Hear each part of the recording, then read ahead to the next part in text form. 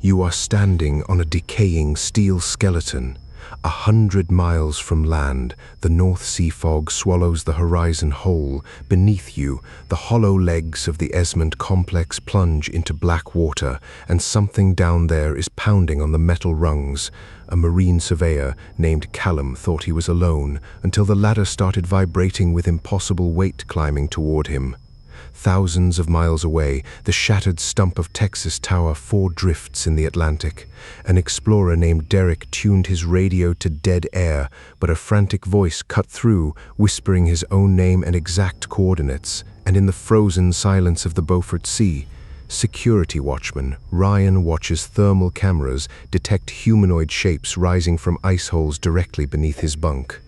Abandoned rigs are not just empty.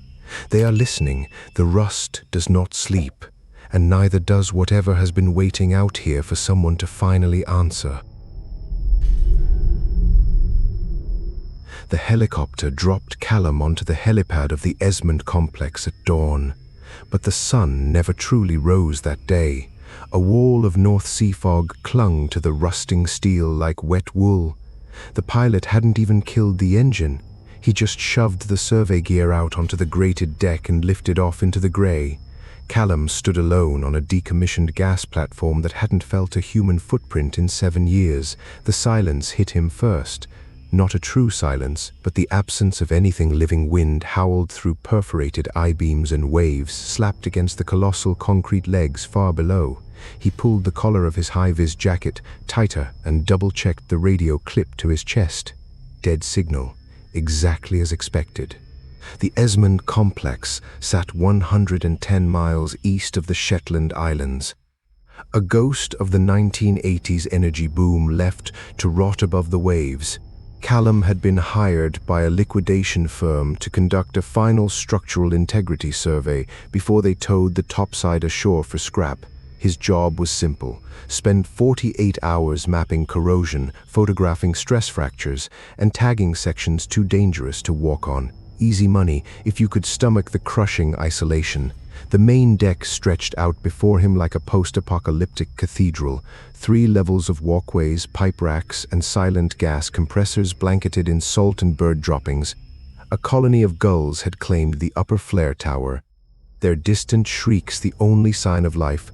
Callum stepped off the helipad and felt the grating flex beneath his boots. A deep metallic groan echoed through the entire structure. He froze, heart hammering. The groan faded into the rhythm of the sea. He exhaled and muttered a curse under his breath. Old rigs settled and shifted constantly. It was physics, not phantoms. He unclipped the digital thickness gauge from his belt and began the painstaking process of measuring the hull of the accommodation module. Every 10 minutes he logged a reading. Every 20 minutes he stopped to listen. The wind had a way of mimicking voices out here, whistling through cracked window seals and playing tricks on a mind starved for company. By midday, the fog thickened until he could barely see the bow crane from the midship walkway. The sodium lamps flickered on automatically, bathing the deck in a sickly orange glow that turned every shadow into a crouching figure. Callum felt the first true prickle of unease crawl up his spine as he entered the main processing area. Massive separator vessels stood in silent rows, their pressure gauges frozen at 0 for nearly a decade. The floor was slick with a black sludge of ancient hydrocarbon residue and seawater. It squelched under his soles like the floor of a cave. He played his flashlight across a control panel where someone had left a coffee mug decades ago. The contents had long since petrified into a gray fungus. Something scuttled in the ductwork overhead, rats, probably big ones. He pressed deeper into the steel labyrinth. The structural damage was worse than the survey brief had suggested. Entire support beams had been eaten away to lace by saltwater corrosion. Callum knelt to photograph a cracked weld joint when he felt it for the first time. A vibration, not the random shudder of waves, a rhythmic metallic pulse that traveled up through the deck and into the bones of his knees. Thump, pause, thump, pause. He stood slowly and placed a palm flat against a vertical column that disappeared through the grating into the darkness of the cellar deck. The steel was cold but alive with impact resonance. Thump, thump, thump, thump. The intervals were too regular to be debris, and the force was too heavy to be the tide slapping a loose pipe. It was a hammering sound, like a sledgehammer striking the inside of the rig's own leg. Callum pulled out his tablet and called up the schematics of the Esmond Complex. The platform stood on 4 massive concrete and steel legs that plunged 200 feet down to the seabed. Inside each leg ran a maintenance ladder system encased within a dry access tube.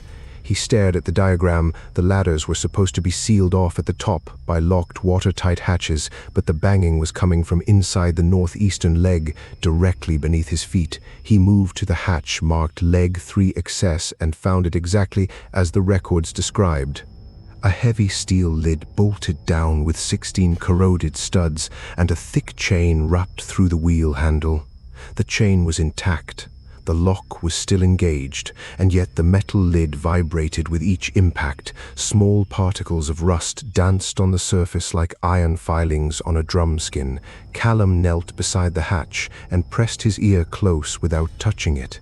The sound was no longer a distant thump. It was a deep gonging resonance that made his teeth ache, and it was getting louder. It was rising. A chill that had nothing to do with the North Sea wind swept through his gut. He scrambled backward and grabbed his high-powered torch, shining the beam down the sheer outer edge of the leg. The steel plunged into dark water. The beam only penetrated a few feet before being swallowed by the murk. He couldn't see anything, but he could feel the vibration shifting in tempo. Thump, thump. Pause, thump, thump. The pattern was irregular now, almost deliberate. Callum forced himself to breathe. He told himself it was a loose baffle plate or a shift in the ballast chambers. Old rigs made noise.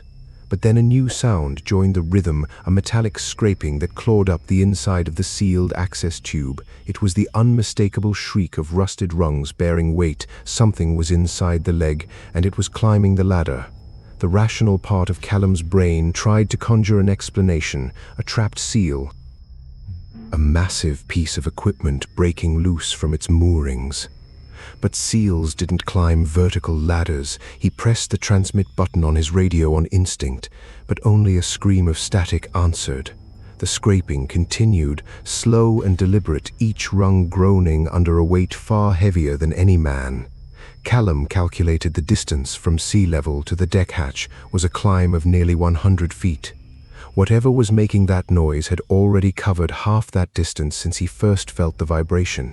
He needed to get off the cellar deck. He grabbed his gear bag and backed toward the stairwell, eyes locked on the vibrating hatch. As he reached the first step, the banging stopped.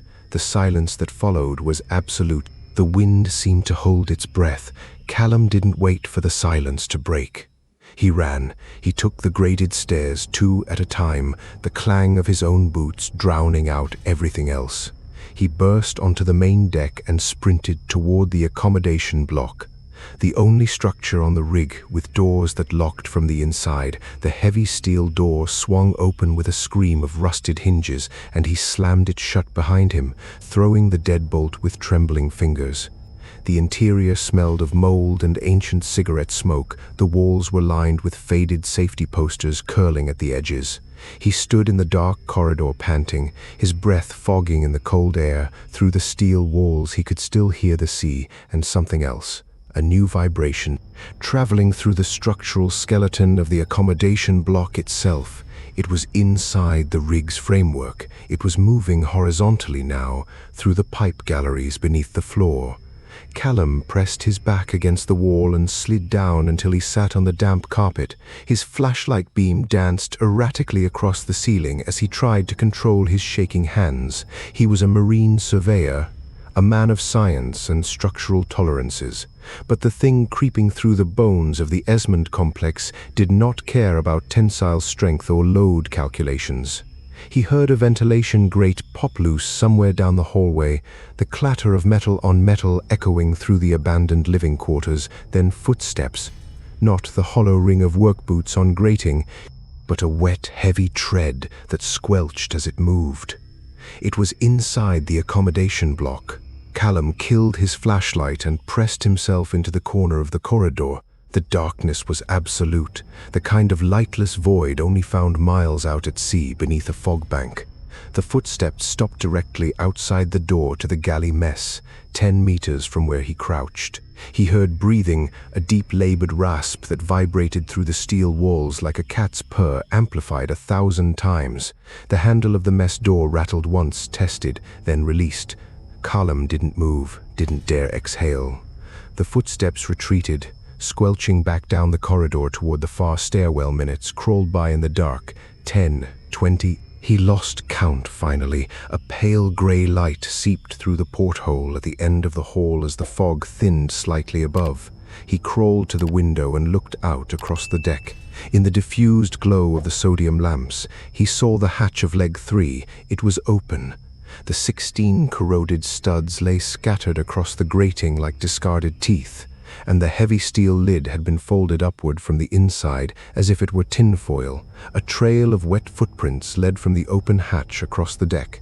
They shimmered under the orange light, but the prints were wrong. They were too long, too widely spaced, and the impression left behind resembled a human foot only in number of toes. Callum traced the trail with his eyes. It led to the very accommodation block where he hid. And then he realized the prints were not just leading inside. There was a second set. They led back out, back toward the open hatch. Whatever climbed up from the deep had returned to the leg. But not before exploring the entire module where Callum had been hiding in the dark. He looked down at the floor of the corridor and saw a single damp mark inches from where his boots were planted. It had stood right next to him in the blackness, breathing, watching. The banging in the submerged leg resumed. But this time it was not climbing up, it was descending, carrying the echo of ancient steel back into the abyss from which it came. Callum did not sleep. He sat with his back to the locked door, a fire extinguisher in his lap, counting the hours until the extraction helicopter was due. The fog never lifted, and in the deepest part of the night he heard a new sound rising from the leg, a low rhythmic chant that vibrated through the water, the steel, and the marrow of his bones. It was a language not meant for human throats, and it was calling his name in the groaning of the rig.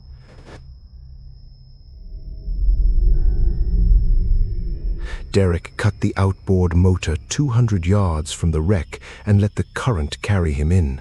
The morning sun was a pale smear behind a bank of gray Atlantic cloud, the sea flat and glassy like a held breath. Rising from the water ahead was the skeletal remains of Texas Tower 4, a rusted tripod of steel legs jutting from the ocean at a drunken angle. Most of the platform had collapsed into the sea in 1961 during a winter storm, taking 28 Air Force radar operators to their deaths. All that remained was a twisted stub of deck 40 feet above the waterline, a jagged metal island that looked like a severed limb. Derek had spent 3 months planning this expedition. He was one of only a handful of urban explorers insane enough to document the forbidden wreck.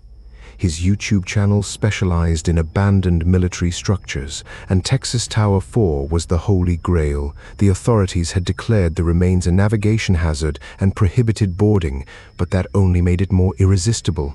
He killed the engine and let the small Zodiac bump gently against a barnacle-encrusted crossbeam. The steel was cold and slick with algae. The smell of rust and dead marine life filled his nostrils. He secured the boat with 2 lines and double-checked his dry bag. Inside were cameras, a drone in its case, extra batteries, a portable marine radio scanner he always carried for safety, and a sat phone for emergencies. The radio scanner was a habit from his military father, always monitor channel 16. Derek slung the bag over his shoulder and began the treacherous climb up the tilted lattice of corroded steel. Every handhold crumbled under his gloves. Orange rust rained down into the dark water below. The climb took 20 minutes. His arms burned and his heart thudded against his ribs. He hauled himself onto the remains of the main deck, a slanted platform, maybe 30 feet across, torn in half like a sheet of paper. The original structure had stood 200 feet above the waves. Now he crouched on a fragment barely larger than a city bus.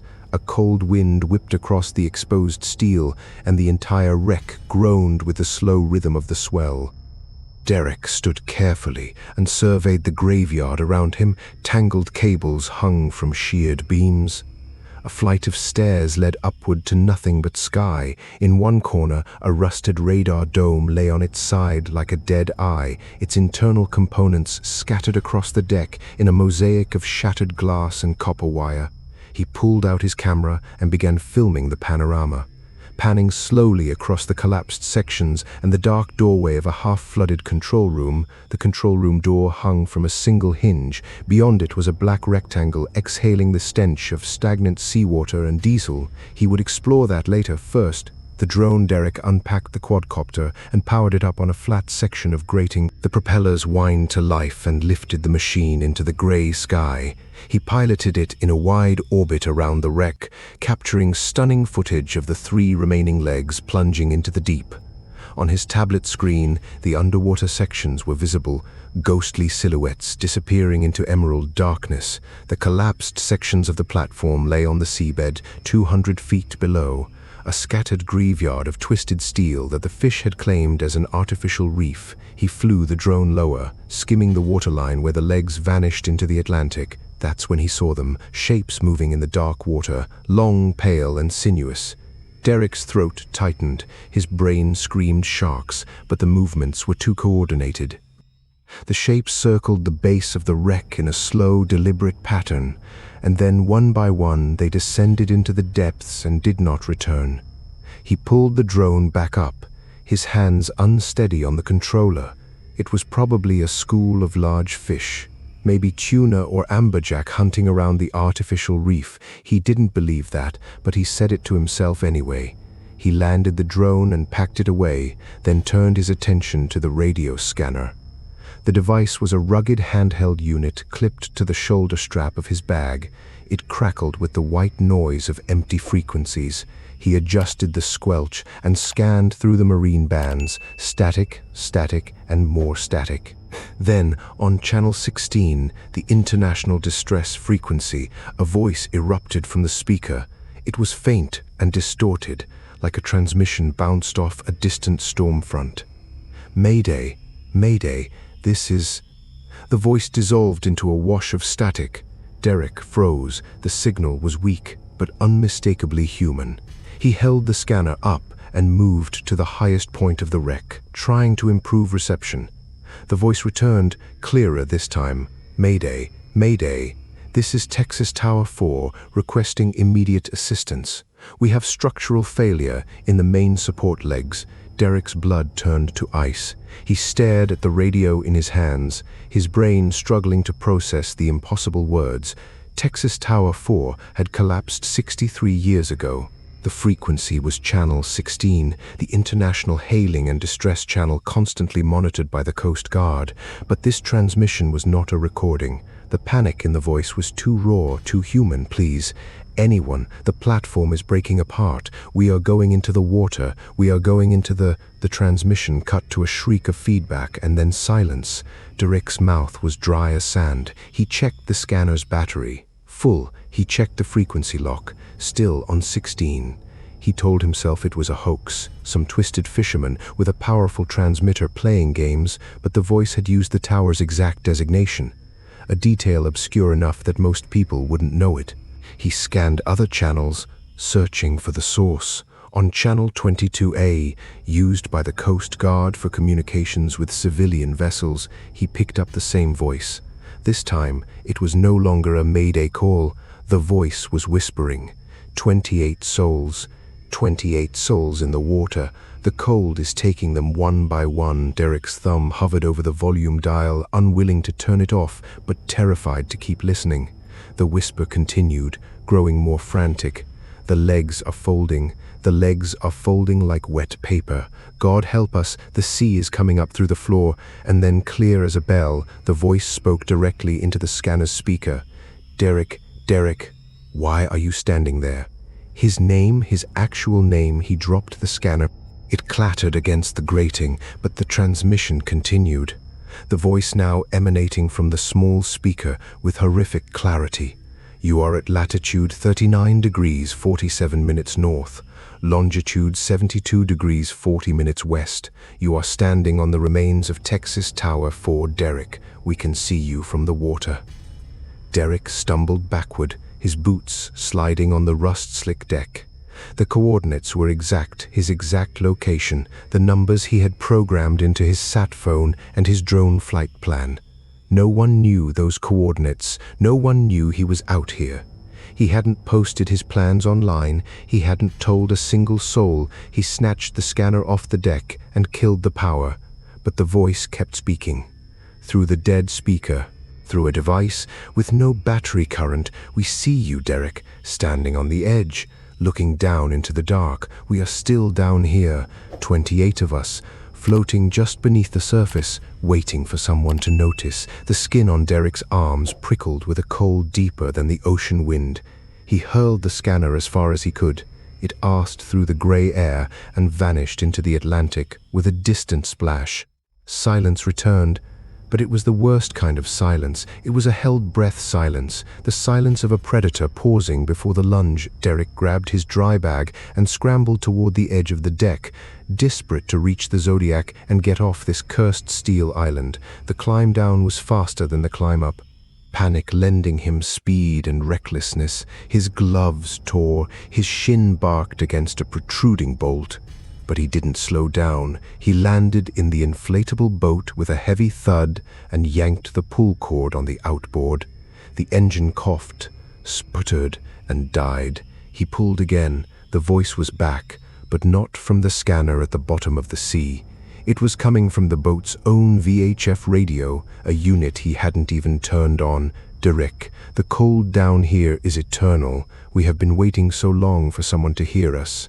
The radio's display flickered with numbers, channel 16, then channel 22A, then a frequency he had never seen before. The voice multiplied, layered upon itself. 28 separate whispers combining into a chorus of agony. We fell so far. The dark swallowed us and we never found the surface. Come down and see us, Derek. Come down into the cold water where we drift." He yanked the wires out of the radio, tearing them from the console. The engine finally roared to life, the sudden noise almost deafening in the vast quiet of the sea. Derek twisted the throttle and the Zodiac leaped forward, smashing through the gentle swells away from the wreck.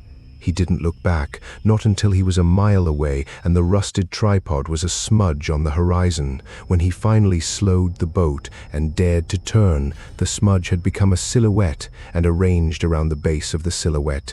Floating in a perfect circle were pale shapes just beneath the surface. They looked like faces turned upward. Watching him go, he motored all the way back to the New Jersey shore without stopping, salt-crusted, shaking, and utterly silent. The sat phone never regained signal until he was within sight of land. When it finally buzzed, the first message was from an unknown number. It contained only a set of coordinates.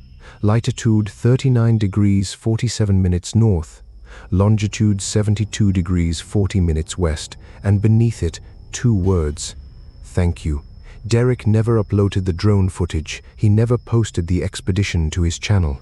The camera and the memory card lie at the bottom of his closet in a locked box, and some nights he wakes to the sound of static hissing from the box's seams.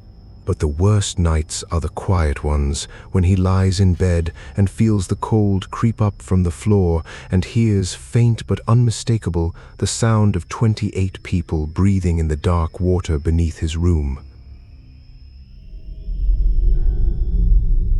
The Beaufort Sea in February does not forgive.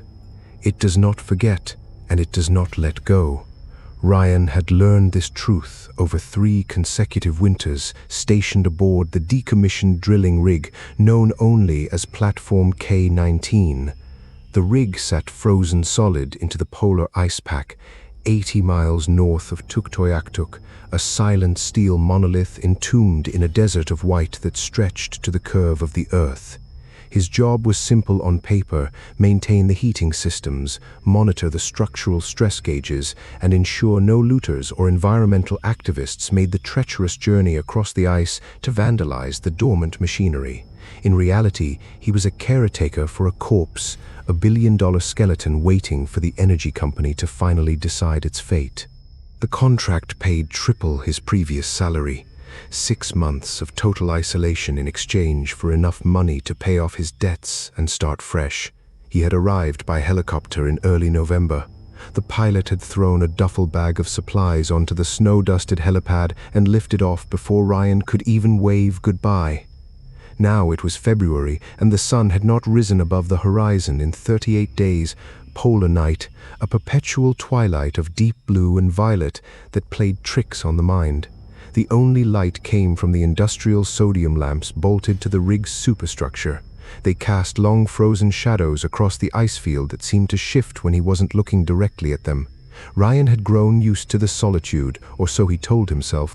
He kept a strict routine: wake at 0600, brew coffee in the galley, check the generator fuel levels, walk the perimeter of the heated modules, review the security camera feeds, eat, read, sleep, repeat. The rig was divided into 3 stacked levels. The drill floor at the top encased in a lattice of frozen spray, the main processing deck in the middle where silent pumps sat like hibernating beasts, and the living quarters at the base where Ryan had converted the old medic bay into his personal bunkroom. Below the living quarters was nothing but the massive steel hull substructure, and then the ice, 12 feet of ancient frozen sea extending outward in every direction, and beneath that a black abyss of Arctic Ocean that had not seen sunlight in millennia. The company had drilled exploratory wells through the ice before the project was cancelled. 3 perfectly circular holes, each 6 feet in diameter, cut through the platform's lower deck and down into the frozen surface. They had been covered with heavy steel grates before abandonment, but Ryan always avoided that section of the substructure during his patrols. He didn't like looking down into those dark, perfect circles. The water below never truly froze over despite the -40 temperatures outside. Something about the way the black liquid moved against the ice walls made his stomach clench. The only connection to the outside world was a satellite internet terminal in the communications room. Slow, unreliable, and restricted to text-only reports to the company's automated monitoring system. No video calls, no streaming, no human voices. Tonight was February 14th, Valentine's Day, a fact Ryan noted with grim amusement as he poured himself a cup of burnt coffee and settled into the security monitoring chair. The security system was the most advanced piece of equipment on the entire rig. A network of 32 cameras covering every external angle and a state-of-the-art thermal imaging array mounted on the flare tower. The thermal array swept the surrounding ice field in a continuous 360-degree rotation. Its feed displayed on a dedicated monitor that painted the world in shades of cold blue and black. Anything warmer than -30 Celsius showed up as a green or yellow smear. A polar bear, an Arctic fox, or the occasional lost seal that had wandered too close to the rig's waste heat exhaust. Ryan scanned the thermal feed with half-lidded eyes, the same empty ice field he had stared at for 3 months straight. Then he saw it, a faint orange dot, small, directly beneath the rig. He leaned forward and adjusted the thermal array's focal depth. The camera refocused, and the dot sharpened into a distinct humanoid heat signature. It was moving not on the surface of the ice, but beneath it. Ryan's coffee cup stopped halfway to his lips. He switched to the substructure cameras, the ones that monitored the dark underbelly of the living quarters where the ice holes were located. The cameras were old, and half of them no longer functioned. But camera 7 still worked. Its feed showed nothing but the black void of the substructure and the faint gleam of the steel grates covering the ice holes. He toggled the thermal overlay and the screen transformed. A shape was rising out of the central ice hole, a column of heat that pulsed between orange and bright yellow. Human and humanoid, the thermal signature was unmistakable. Shoulders, a torso, 2 arms, and a head, climbing up through the hole like a diver emerging from a swimming pool. Ryan's rational mind cycled through explanations at lightning speed. A seal that had somehow entered the hole, a malfunction in the thermal calibration, a reflection of the rig's own heating vents bouncing off the ice, but seals did not stand upright, and the figure on the screen was definitively standing now on the grated platform above the hole. It was looking around, it was looking up, directly at camera 7. The thermal signature raised one arm and waved. Ryan knocked his coffee cup off the console. The dark liquid spread across the metal floor like blood, but he didn't notice. His eyes were locked on the monitor. The figure was no longer alone. A second heat signature emerged from the same hole, then a third from the hole on the left. They moved with an unnatural fluidity. Their limbs too long, their movements too smooth for the crushing cold that should have frozen any living thing solid within seconds. The substructure was directly beneath his bunk room.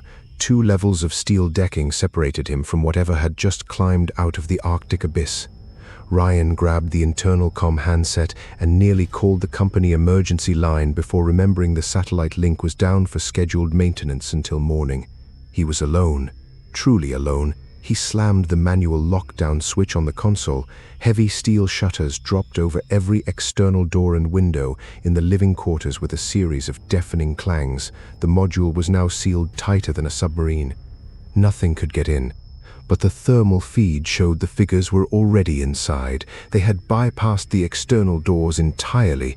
They had come up through the ice holes which opened directly into the substructure maintenance shaft. The shaft connected to the living quarters through a single internal access hatch, a hatch Ryan had never bothered to lock because who would possibly access it from below the ice? He stared at the monitor as the 3 heat signatures moved through the substructure with an eerie deliberateness. They stopped at every camera, they looked up at every lens, then they began climbing the internal ladder toward the access hatch.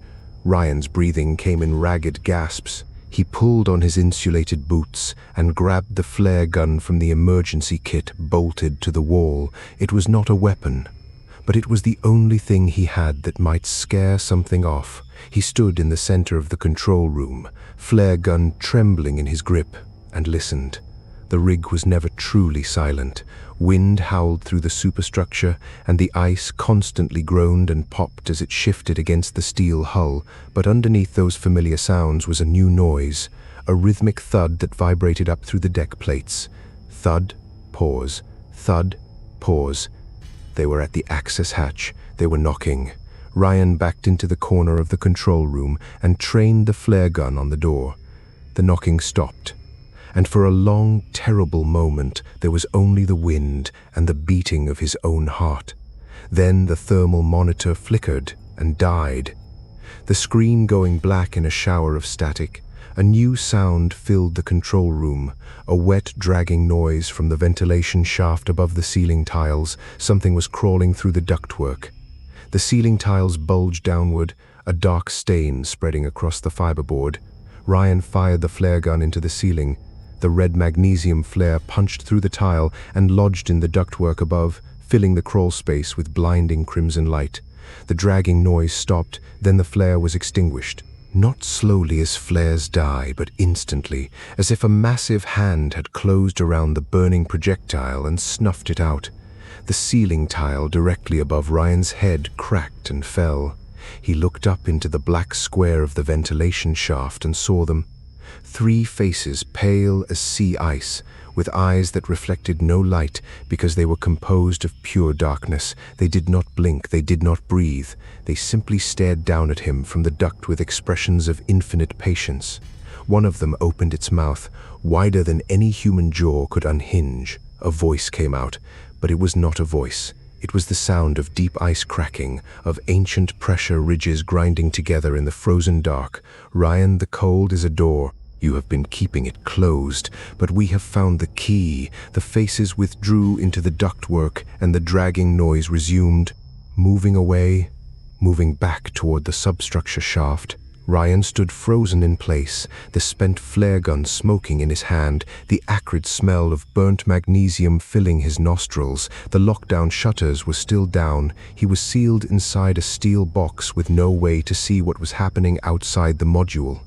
He stumbled to the console and rebooted the thermal array. The screen flickered back to life after an agonizing 30 seconds. The 3 signatures were retreating back down the access ladder into the substructure. They crossed the grated platform. They approached the ice holes. And then they did something that made Ryan's blood run colder than the Arctic wind outside. They each turned around, faced camera 7 and raised their arms in unison. Then they stepped backward off the edge of the holes and plummeted straight down into the black water without a ripple. The thermal signatures faded slowly as they descended. Orange to green, green to blue, blue to nothing. Ryan watched the screen until his eyes burned. He did not move for 3 hours. The flare gun was reloaded. 3 spare cartridges sat in a neat row on the console. He had pushed a heavy filing cabinet against the control room door and wedged a chair under the handle for good measure. The satellite link remained dead. But even if it were active, he had no idea what he would say. There are people living under the ice. They climbed up through the drilling holes and knocked on my floor. They would think he had cracked polar isolation psychosis. A well-documented phenomenon among winter watchmen. He almost believed it himself, but the ceiling tile still lay on the floor in fragments, and the thermal footage was saved to the security backup drive. He replayed the footage at quarter speed, frame by frame. The figures were not dressed in any kind of exposure suit. The thermal resolution clearly showed bare skin radiating heat in the -40 air. They should have frozen solid within 30 seconds. But they moved with the same fluid grace as a swimmer in tropical water. Ryan zoomed in on the moment they waved at the camera. The hand had too many fingers. He counted 7 distinct digits. Long and jointed like the legs of a deep-sea crustacean, he pushed the keyboard away and pressed his palms against his eyes. When he opened them, the thermal monitor was live again, and the ice field was no longer empty. Dozens of heat signatures, hundreds, clustered beneath the ice pack in a vast ring around platform K-19. They moved in slow circles, a silent migration of things that had no business existing in the shallow, frozen waters of the continental shelf. They had always been there. Ryan realized with a sickening lurch of vertigo. They had been there the entire winter, moving silently beneath the 12 feet of ice that separated his fragile steel world from their ancient frozen kingdom. And tonight they had decided to introduce themselves. The knocking resumed at 3:47 a.m., not from the access hatch this time, but from the hull of the rig itself, directly beneath the living quarters. It was not a random banging. It was patterned. It was communication. Tap, tap, tap, tap, tap. Pause. Tap, tap, tap, tap. A rhythm that repeated over and over. A sequence that Ryan recognized after the 4th repetition. It was Morse code. Dot, dash, dash, dash, dot, dot, pause. Dot, dash, dash, dash, O-L-E holil. E-hole. They were spelling the word hole. Ryan stared at the floor beneath his feet, the steel plates vibrating with each impact. They wanted him to open the ice holes. The knocking pattern shifted. A new word began to form in the reverberating steel. C-O-M-E, come. Come hole. Come down to the hole. Ryan covered his ears and screamed, a raw animal sound that was swallowed by the insulated walls of the control room. The knocking stopped immediately. The silence that followed was the most terrifying thing yet, because it meant they had heard him. They knew he was listening, and they were patient. The next morning, or what passed for morning in the eternal twilight of polar night, Ryan made a decision. He would walk. The ice was solid. The mainland was 80 miles south. He had a GPS unit, cold weather gear, and emergency rations for 2 weeks. Staying on the rig with those things beneath the ice was not an option. He suited up in 4 layers of thermal clothing, strapped a survival pack to his back, and cycled open the manual override on the main deck hatch. The cold hit him like a physical blow. His exposed cheeks stung instantly, and his eyelashes began to freeze together. He descended the external stairway to the ice surface and planted his boots on the frozen sea. The ice stretched out before him in an endless white plain. The only landmark was the dark silhouette of the rig behind him and the faint glow of the sodium lamps reflecting off the snow. He took 10 steps. On the 11th step, the ice beneath him shuddered. A deep, resonant thud echoed through the frozen crust, the entire ice field flexing like a drum skin. Ryan froze and looked down through the crystalline layers of ice, distorted by the frozen bubbles and ancient sediment. He could see them, pale shapes swirling just beneath his feet. Dozens of them, their 7-fingered hands pressed flat against the underside of the ice. They were following him. He took another step and they moved with him. A silent escort of deep water horrors tracking his every movement. The ice creaked. A spiderweb of stress fractures blooming around his boots. He realized with cold clarity that they could break the ice if they wanted to. They had chosen not to. They wanted him to come back to the rig, to open the holes voluntarily. Ryan turned and ran back toward the platform, his boots slipping on the frozen deck plates as he scrambled up the stairs. He sealed the hatch behind him and collapsed in the control room, gasping for breath. The thermal monitor showed the ring of signatures had contracted. They were now pressed tight against the rig's substructure in a perfect circle, and in the exact center of the circle was the open water of the largest ice hole, a black eye staring up from the monitor like an invitation. He stopped looking at the thermal feed after that. He stopped sleeping. He stopped doing anything except sitting in the control room with the flare gun across his knees and a fire axe within reach. The knocking never returned, but the dreams did. Every time his eyes closed, he saw the dark water and the pale faces rising. He heard the ice cracking and the ancient voice speaking in a language that predated human speech. On the 5th day, the satellite link finally came back online. Ryan sent a single message to the company's emergency monitoring address. He did not explain. He did not describe what he had seen. He typed only 3 words: evacuate, immediately stop. The response arrived 6 hours later. A terse corporate reply informing him that the next scheduled helicopter extraction was March 15th, 37 days away. There was no emergency extraction protocol for isolation psychosis. Ryan read the message and felt something inside him snap, but not in the way he expected. He did not scream or weep or beat his fists against the wall. He simply stood up, walked to the internal access hatch that led down to the substructure shaft, and began removing the locking bolts one by one. He didn't know why he was doing it. The impulse was not his own.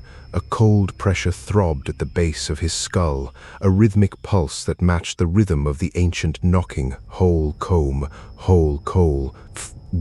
The last bolt clattered to the floor. The hatch swung open on silent hinges. Below it was a ladder leading down into absolute darkness. Warmth drifted up from the shaft, impossible warmth that smelled of salt and something ancient and alive. Ryan descended. The thermal monitors in the empty control room continued to record. The footage showed a single human heat signature climbing down the ladder, stepping onto the grated platform above the ice holes and kneeling beside the largest of the 3 black circles. Then the signature paused, looked up directly at camera 7, and smiled. It was not Ryan's smile. The jaw was unhinged, too wide. The teeth were too numerous and too sharp, and then the figure plunged headfirst into the hole and did not resurface. The thermal array continued to sweep the ice field. The circle of signatures beneath the ice faded one by one, descending into the deep water until the monitor showed nothing but the endless frozen blue of the Arctic night. The control room was empty. The coffee cup lay shattered on the floor. The flare gun rested on the console with 1 cartridge spent. And on the satellite terminal screen, a new message was composing itself letter by letter.